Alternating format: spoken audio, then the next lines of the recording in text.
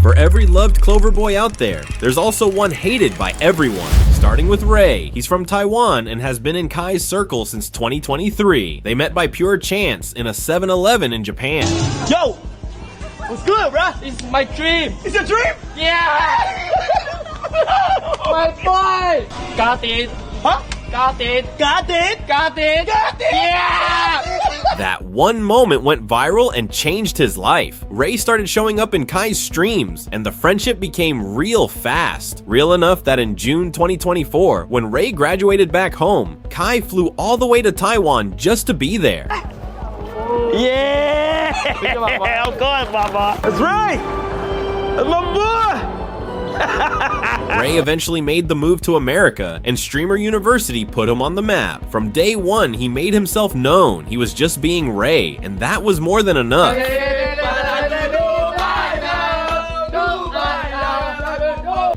I can't look because then it's gonna be weird. Look! Okay, no, he's good. Okay. Yo. Wow, that's awkward. At Streamer University, he got Tota as his roommate, and that pairing alone became one of the most talked about moments of the whole event. A massive language barrier. Ray from Taiwan, Tota from Brazil, speaking zero English. But instead of being awkward, it just made everything funnier. Tota here, Tota. Yeah. We stream together. Yes. Wait, hold on. It's gonna be a hard conversation. We both don't know English, and we using English to speak, so we are cool. You boy, me boy, you. Worst case, stick the bag in here and then tie it up. You. No, I'm sorry. Mix. And you, hush. You, hush. You? After Streamer University, Ray did exactly what you want to see. He took the momentum and ran, streaming consistently, pulling solid numbers, showing up in Kai's streams, and now spending most of his time with the Clover Boys. This almond milk actually comes straight from out. What was that? It does not taste good, bro. You had to be studied. Like, you need to be in the lab. Oh, this is a cream. Yeah, what'd you think?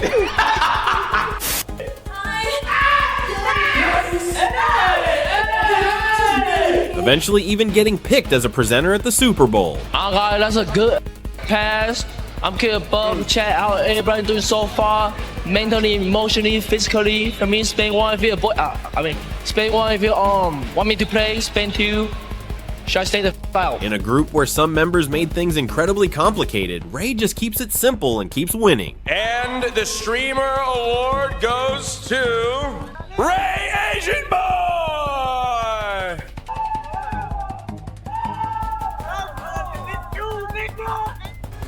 Shout out to my team. Shout out Clover, shout out Kai. Yeah, that's it, y'all. Got it. God did. The line Kai's been telling him since day one. None of it happens without him. And at the end of the day, that's what they are. Family. With Rakai, it was never one bad moment blown out of proportion. It was a pattern that kept stacking until even the people defending him ran out of excuses. It started at Streamer University, where he was so chaotic he got expelled. He hid young Dabo's jacket, which led to a fight. Dabo hit back by taking his ski mask, another fight. Then he started an Orbeez war and shot a girl in the eye. She ended up hospitalized, one of the most serious the whole event. Kai confirmed he had the worst behavior of anyone there. Worse behavior, turning chaos into content and mischief into must-see moments, earning demerits and laughs in equal measure. This award goes to Rakai. After the event, the L's kept coming. He live streamed himself driving recklessly, both hands off the wheel, eyes on his phone, swerving into the wrong lane. That contributed to a Twitch ban. Then he bet a streamer named Clicks on a Fortnite game and told his chat what he'd do if he lost. He lost, refused to pay, and bragged the money was still sitting in his account. He handed a random woman flowers in a store without paying, told her he'd paid, and laughed when the alarm went off. He brought up Megan's private situation as a joke, and even Kai's face showed a line had been crossed. He burned Tylo's LeBron jersey after Tylo gave him basic criticism about his room. When Kai opened up about his mental health, Rakai turned it into a joke. During Mafiathon 3, Kai hired a tutor, Miss Emmy, to homeschool Rakai and Toto. He showed up late, denied it to her face, threw food to Tota during class, talked over her, cursed at her, and walked out when she gave him a choice. It wasn't enough when you pissed off Miss Amy. It wasn't enough when you came late. It wasn't enough when you lie. It wasn't enough when you write 500 times about accountability. Guess what? Miss Amy. Kai and the adults tried everything. They threatened his PS5, then smashed it. He laughed. Kai brought in a real prison intervention specialist. Stand up for a second. What the? Stand up. Stand up, bro. Huh? Stand up. You good? Do you know who I am? My man.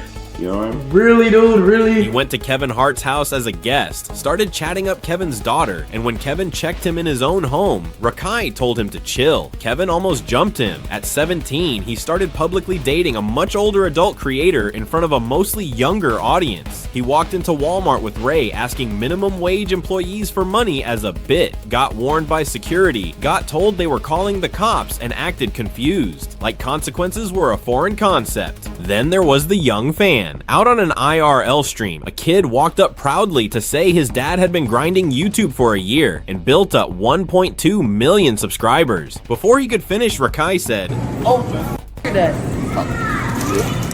The kid was left standing there embarrassed. His dad wasn't even there to defend himself. Kai had to pull him back.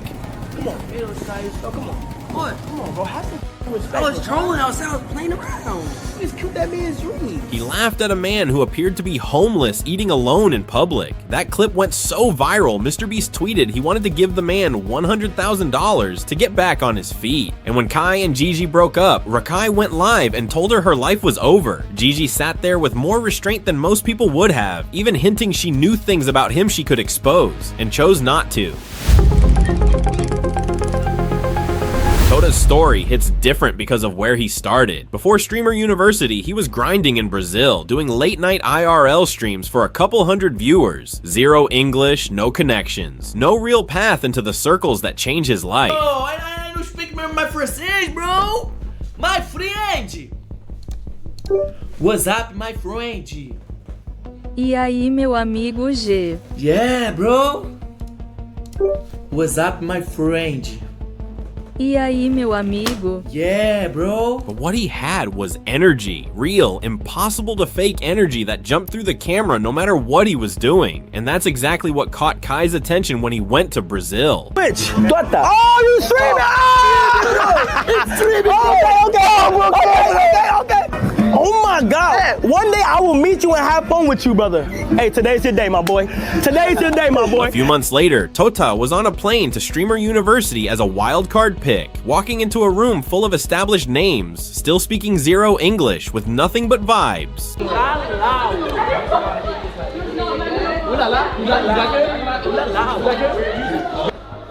I'm boy, you girl. His biggest limitation became his biggest asset. He couldn't speak English, and every single interaction turned into comedy gold. You, me, today, this girl. Hey, okay. You, Diddy. What? Nigga, you call me Diddy? Hey. Oh, very good, man. Beyond the comedy, he genuinely connected with everyone. By the end of Streamer University, he'd gone from almost nothing to over 174,000 followers, and he won Best Roommates alongside Ray, one of the most deserved awards of the night. Best roommates. Literally, every time we look on their stream, mad jokes. It's always lit in there, turning collaboration into collaboration. Who the fuck wrote this shit? Improving the great roommates make even greater streamers.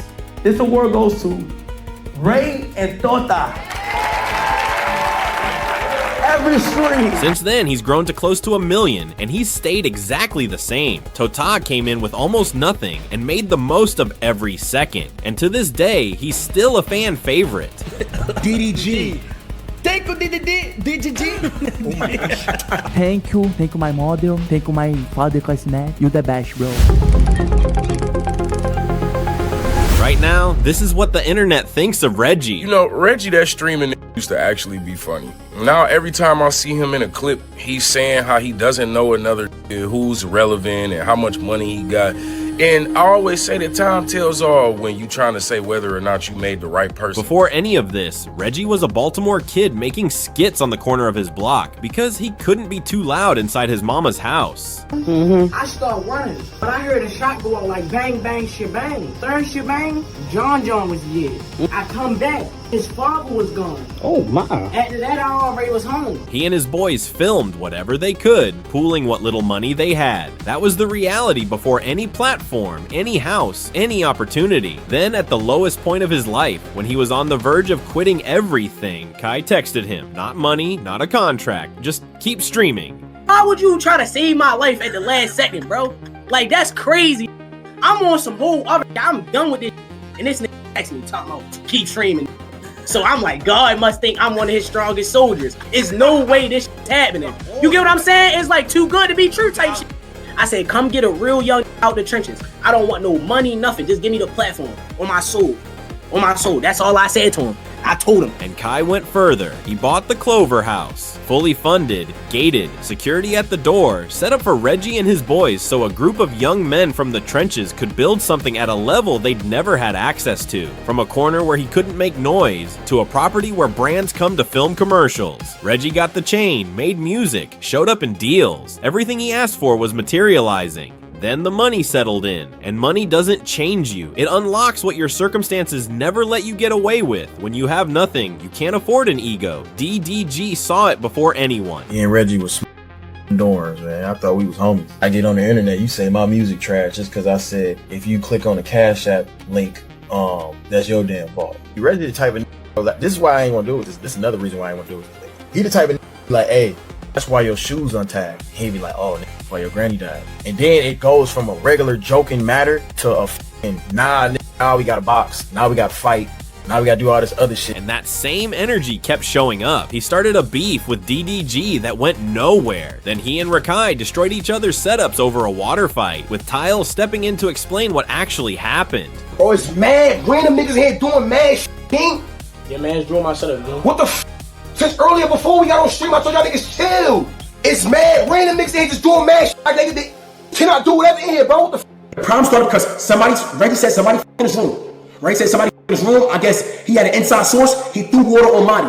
Once he threw water on Marty, when Marty and them woke up the next day, Marty threw water on Reggie. And they didn't know that his lady was in the bed, so they threw water on Reggie and his lady. You feel me? Reggie was mad that Baby Glitch was there recording, so Reggie threw Don Julio on Baby Glitch's bed. He crashed out. So Baby Glitch threw Don Julio on Reggie. Like he legit threw Don Julio on Reggie. And then after that, they started breaking they started breaking each other's TVs. They started violating each other's room. And I told them niggas to chill. Like it was the tension. Then he put his girlfriend's private insecurity on stream for chat to laugh at, something she'd trusted him with. What about the hairs you got on your Look, I've been told you I had a whoop. Yeah.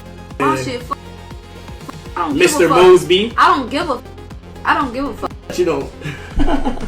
Miss Woman. Mr. Mosby. Mr. Woman. Okay. And she made it clear how much it hurt. Because I expressed to Reggie that was my, like, that was a, what do you call it? That was an insecurity I had of mine coming up. And then, you know, like that, they bring up, throw it in your face. They do like that. Then there's Dami. He's been around the AMP circle longer than Reggie has, was in some of the earliest videos, and is one of the most out-of-the-way people in that entire space. When he walked into the Clover House, everybody greeted him, except Reggie. Patrick, gang, who are you, gang? What's to you, gang? This your man? Yeah, no, he good. Who you with? He a free agent. He with you? Yeah, we pulled up together. Gang, you look at me crazy, gang. I don't know who you is, gang. You sure? Yeah, no, he was. I'm dead ass, gang. Like, who the f is? Y'all know him? Yeah.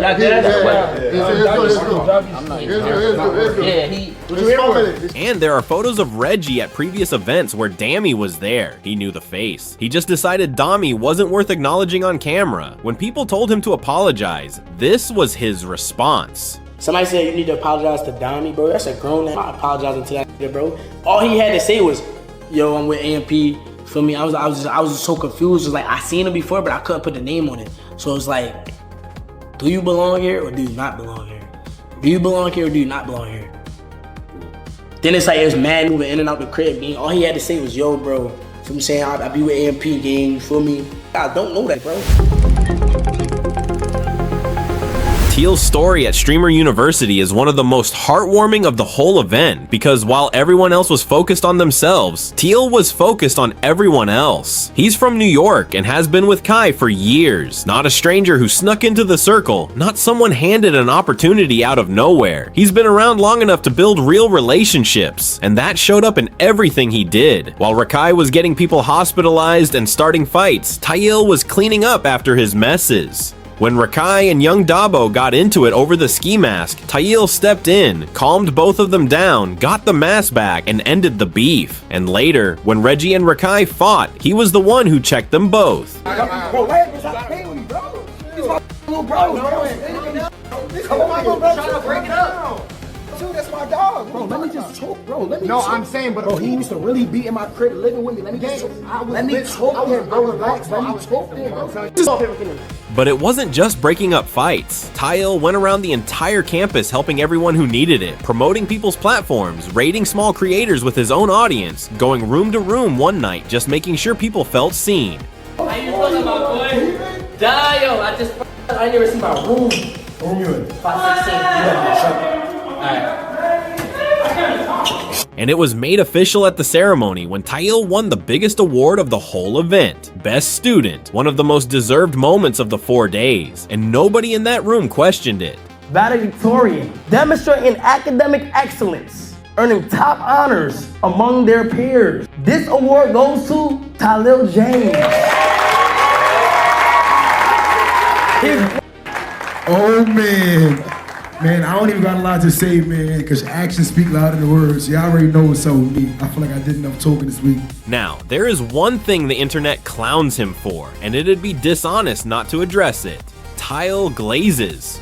A lot. If you don't know what that means, it's hyping somebody way past the point of reason, and Tyil does it with almost everyone he admires, especially Kai and LeBron. Oh, pleasure to meet you. I love you so much. Can you sign right here, please? I'm gonna get a tattoo. What's up, my youngest boy? You ever see any Zori, she played volleyball. She's so amazing. I watch her.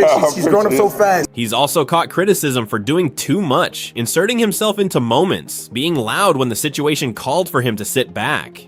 There were full rant videos saying he budges into scenes that aren't about him and that it gets annoying. But here's the honest take. Does Tyil overdo it? Absolutely. Does he deserve the hate he gets for it? No. Because when you put the glazing next to everything else, the same person who de-escalated fights, raided small creators all night, and had people in tears over how much he showed up for them, the glazing is the least serious thing on his record by a mile. In a group where some members have genuinely hurt people, embarrassed people, and betrayed people, Tyil's biggest crime is caring too much and showing it too loudly. That's something you can work with.